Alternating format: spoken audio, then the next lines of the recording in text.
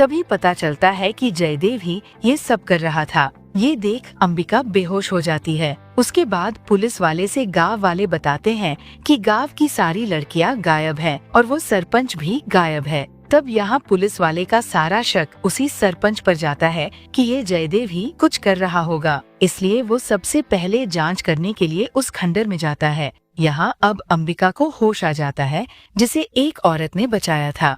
अब अंबिका बाहर जाने लगती है, तब वो औरत बताती है कि जयदेव ही तुम्हारी बेटी को ले गया है और असल में वही दैत्य है। फिर यहाँ पता चलता है कि उस रात जो औरत उस बच्ची की बलि देने गई थी वो कोई और नहीं बल्कि यही बूढ़ी औरत थी।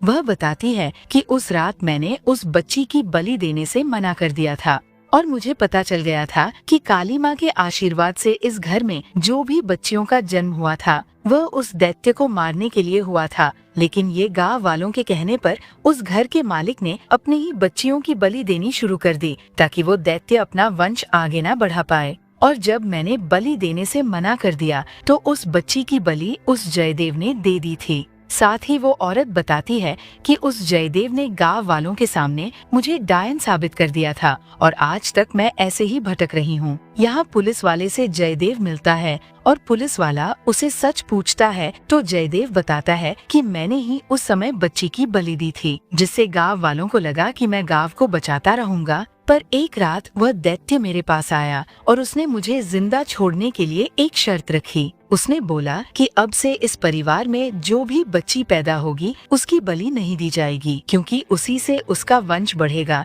जिस पर जयदेव मान गया था। फिर जैसे ही पुलिस वाला उसे ले जाने लगता है तो जयदेव कहता है कि यहाँ सिर्फ मेरा राज चलता है। और पुलिस वाला जब पीछे मुड़ता है तो वहाँ लड़कियों ने सारे कांस्टेबल को मार दिया था। तभी जयदेव अपने असली दैत्य रूप में आ जाता है और वह पुलिस वाले को भी मार डालता है। यहाँ अंबिका कहती है कि मैं अपनी बेटी को बचाने जा रही हूँ, लेकिन वो बूढ़ी औरत कहती है कि माँ की आज पूजा है, उसे पूरा करो, माँ तुम्हें आशीर्वाद जरूर देंगी, वरना कोई भी उस दैत्य के सामने टिक नहीं पाएगा। तब अंबिका पूरी श्रद्धा के साथ माँ काली की पूजा करती है और तभी उसे ऐसा लगता है जैसे माँ ने उसे खुद आशीर्वाद दिया हो। फिर वह श्वेता को बचाने के लिए चली जाती है। अब उस खंडर में पहुँचते ही अंबिका को वही दैत्य मिलता है जिसने श्वेता को पकड़ा हुआ था। तभी अंबिका पर दैत्य की वही वश में की हुई लड़कियां हमला कर देती हैं और अंबिका को समझ नहीं आता कि वह क्या करे, क्योंकि वह उन लड़कियों को मारना नहीं चाहती थी।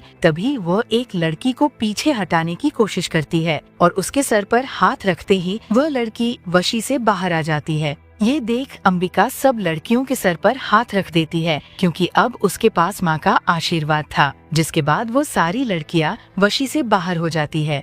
फिर अंबिका सीधा उस जयदेव से लड़ने जाती है। तब यहाँ जयदेव अंबिका पर भारी पड़ता है और उसे मार डालता है। इसके बाद वो श्वेता में अपना बीज डालने लगता है। तभी यहाँ अंबिका के खून की एक बूंद जमीन पर गिरती है और जितनी भी बच्चियों की अब तक बलि दी गई थी उन सब की ताकत अंबिका में आ जाती है। इसलिए वह दोबारा खड़ी होकर फिर से उस जयदेव से लड़ने लगती है और इस बार वह जयदेव को खूब मारती है और फिर उसे मार डालती है। साथ ही वह उसका दिल निकाल कर भस्म कर देती है, जिसके साथ वहाँ मौजूद खंडर के पेड़ भी गायब हो जाते हैं। यानी इस गांव में दैत्य खत्म हो गया था। फिर जब अंबिका श्वेता को लेकर जा रही होती है तो श्वेता को देखने के बाद वो बूढ़ी औरत बताती है कि इसमें तो उस दैत्य का बीज है। ये देखकर अंबिका के होश उड़ जाते हैं कि अब वह क्या करे। अब उसके पास बस एक ही चारा था कि वह श्वेता की बलि दे दे, वरना उस दैत्य का बच्चा जन्म ले लेगा। फिर जैसे ही अंबिका श्वेता की बलि देने वाली होती है